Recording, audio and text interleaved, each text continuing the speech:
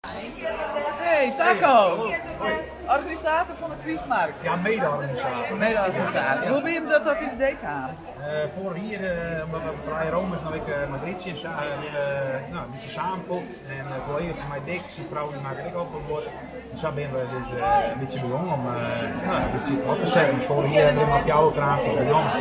En ja, dit hier is wat we dit de honger doen eigenlijk al. Dus het gaat steeds verder. Ja, het is net niet de honger, het is een mooi opzet op deze manier. Hartstikke mooi. Ja, en je zit er nou in Van der Werf zien hal. Ja, dus ik weet niet of het geboren, maar we wonen deze toch bij Boeten. Maar we moeten er net achter, maar dat ligt bij jou. Toen komen we er gelukkig terug. Dus ja, zo ben we dat. Ja, die hebben we al. Ja. Nou, en de run is aardig, dus dat is een mooie bad. Het is ontzettend druk, ja. Maar door zoals krijg je vrije Romes. Ja, waren dus weet je wat een vrije Romes is? Ja.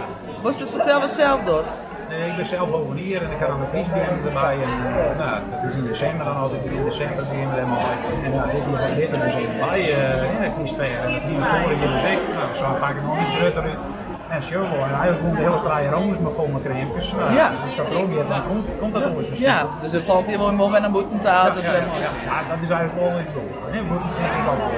Het ik wel wat. Ja. En gelukkig is het een crème maar gluwijn, dus dat geven we nooit even. Ja, dat geven we even op. Ja.